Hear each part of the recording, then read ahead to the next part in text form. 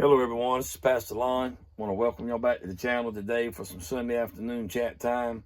As you can see, I'm in a little different place today. I'm sitting here in our camper, at the front door of the camper, with the door open, enjoying this cool air here in South Carolina today.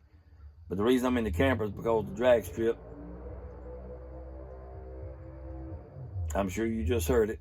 You can probably hear it on the background in the camera, but it's a lot louder if I was out there in the swing where I normally do this Sunday afternoon chat time. So that's why I'm in the camper. That's why the scenery is different. But what I wanted to talk about today is I always have these topics that I like to discuss with y'all, and I like your feedback. So please leave comments below on what I'm getting ready to talk about, if you so desire to do so. And that is classroom versus hands-on. Classroom experience, or being taught in the classroom, versus hands-on experience in life and whatever we do. See, I think back when I was in high school, and I took ag mechanics, took agriculture class, horticulture, just anything that young boys pretty much back in that day would take. But it was one thing, there was a lot of guys that passed the test that were real smart, book smart, and they passed the test in the classroom about welding, or about working on small engines, about, cutting a 45-degree angle, or 90-degree angle, or, planting different plants and trees, and just whatever we done in agriculture and ag mechanics. There's a lot of them passed the test on paper. But when they went into the shop, it was a whole different ball game. Everybody that passed the test in the classroom didn't pass the test in the shop. So that's the difference with just that situation with classroom versus hands-on. And then we fast forward in life. You've always heard about, as a young man, I always, watched my parents and what it took to make a marriage work, what it took to raise children, or as Billy Graham would say, to rear our children, raise them up. You've always heard about that. But until you get your own kids or grandkids, I don't have any yet, I hope I will someday, Robbie and I, but we don't have any right now. But we do have kids, we've raised them. Our youngest one just turned 20 years old. So we've gotten experience of that. We heard about it for a long time, and then when Bradley came along, and then Corey, and Michaela, and Gavin, now we've had experience in raising children. We don't know at all about raising children. I don't think anybody does, but we are able to shed a little light on it and encourage some of our nieces and nephews and friends maybe that are just getting started and how to raise children, to raise them the right way, and what it takes to make a family work. And then it's the same way with marriage. There's all kinds of people in our lives that you can learn from them on what to do, and you can learn from them on what not to do in life. But now that I'm married, I see what it takes to make a marriage work. That's called experience. The greatest teacher in the world is experience, hands-on experience. As we say, getting your hands dirty, getting down in the trenches. Just, when you work in a job, no matter what that job may be, whether you're digging a ditch, whether you're welding a piece of pipe together or two pieces of metal together, whether you're working on a car, you got to get your hands dirty, changing the oil. You can read in a book what it takes to change oil in an automobile, but until you get up under the car and do what you're supposed to do, get your hands greasy, you don't know what. You don't learn that way. You don't learn any other way better than hands-on. With marriage, raising children, with mechanic work, carpentry work, here on the homestead, we didn't know a whole lot about raising animals on the homestead. We knew a little bit about planting the garden when we started planting the garden. When we got married, we didn't plant much of a garden other than working it with my granddaddy. But out there working with him, I'm no professional. Robin is not either, but we worked the garden with our grandfathers when they were younger. When we were younger, where a lot of our other siblings and our cousins, her family and mine, didn't do that. And it shows today. Nothing against them, but hands-on experience there again. We'd been out there planting that garden, knew what it takes to the right fertilizer when we use regular fertilizer. Now we know, as we've gotten older and learned more from different people on YouTube and hands-on, that you don't need all that fertilizer that's bad for you. We try to do the compost pile and try to used organic stuff. Our grandfathers knew nothing about that. But as we've gotten older, experienced, got our hands dirty, done a little research, and started putting that into practice and experiencing with it, we've gotten better at it. So, and then I could go on too, like in the ministry, I'd always heard what it would take, seeing what pastors done, but didn't really realize the whole brunt of what the responsibilities are for a pastor and a pastor's wife until we became a pastor, and I became a pastor's wife. Now we got a lot of experience with that since 2006 to help some of these younger pastors coming up behind me, and some of these younger pastors' wives that Robbie can shed some light on coming up behind her. So hands-on versus classroom I think makes all the difference in the world in life, no matter what we're doing in life.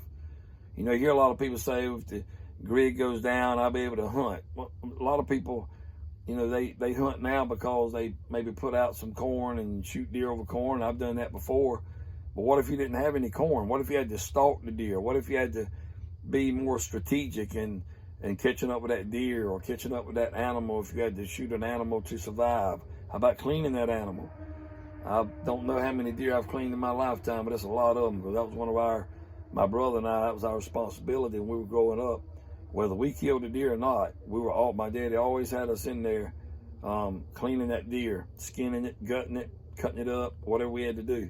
Same way with rabbits, same way with any other game that we was hunt. He made us clean those animals. There's things in my daddy's life that he's not proud of, and I didn't follow up on, thank God. But there's a lot he taught me that I did follow up on, and I'm thankful for that too. And I'm thankful to still have him here on the earth today. But we can learn from each other, like I said earlier, things to do, things not to do. And it's just something as simple as YouTube. I don't claim to be that good at YouTube, but I think I'm a little better than I used to be. But I watched people on here, took advice from people on here, and they given me advice. But all that's good and helpful. But until you roll the camera, until you do your own editing, until you do your own uploading and all the stuff that we have to do behind the scenes to post one of these videos, you really don't know what's involved and how to do it until you do it.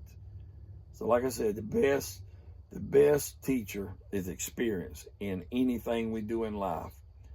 Even to break it down and to close this out, even living for the Lord, the more you do what's right in life, the easier it is to do what's right in life. And the more you pray and get closer to God, the more it's easier for you to realize that I shouldn't do this and I shouldn't do that, but I should do this and I should do that.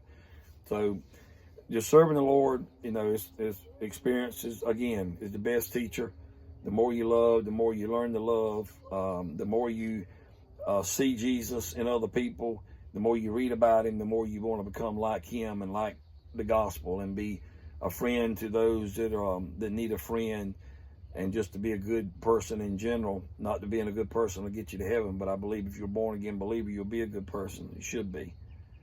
So I just wanted to share that with you today of classroom versus hands-on in anything in life. Hands-on is the best way to go, and is the best teacher in life. You can't beat knowledge and understanding of what you're doing, and the only way to do that is with hands-on in anything we do. Share some comments below on some of the things that you've had hands-on experience with in your life.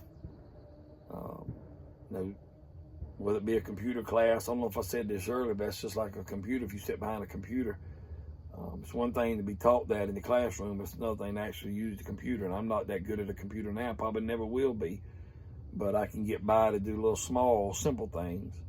But there's people out there that are like Corey and Gavin, and they could blow through a computer like nobody's business because, they practice it, they're good at it, and again, hands-on experience makes all the difference in the world. So share with me below some of your experiences in life, what you've been taught. It's just like with canning, when Robbie Lynn's really good at that. She was in the kitchen with her mama. She was baking at a young age, and it shows today. She can cook about anything she wants, make some great biscuits, make some of the best grits I ever ate in my life. Especially when she makes them, she makes them in the crock pot or on the pot on the stove. But all that she's done in life, her mama taught her along the way on how to bake and how to cook and how to do the things she's done. And her aunt taught her a lot too. But she's really good at it now because she took that advice she got and got her hands dirty and come out of the classroom and went out into the field and got her hands dirty. And now she's a good cook and a good baker. And she's a great mom. She's a great wife. She's just a good woman all the way around. And I'm a very blessed and lucky man to have a wife like Robbie Lynn. She may watch this video, she may not. She's not out here with me right now, but I mean that. She is one of the best mamas any kid could ask for. And like I said, the best wife I could ask for. And I'm thankful for her every single day of my life. But anyway, again, let me know about the hands-on versus the classroom in your life. What you've got your hands dirty with over the years, and hopefully you become better at it. And just share some of that. Who taught you those things? Who gave you that advice? And even if they're not here today, they'd be proud or that you getting your hands dirty and carrying on their tradition, carrying on their legacy, because you paid attention to what they done, and then you just didn't sit back, but you went and got your hands dirty. So, I mean, I could go on and on about many other things that I could talk about, but I'm going to keep this from being too long. Hope you enjoyed this Sunday afternoon chat. Again, leave your comments below and let me know what you think about classroom versus hands-on experience in life. Talk with y'all later. Hope you have a great rest of the Sunday afternoon and a blessed upcoming week. I love you all. Talk with you later. Bye-bye.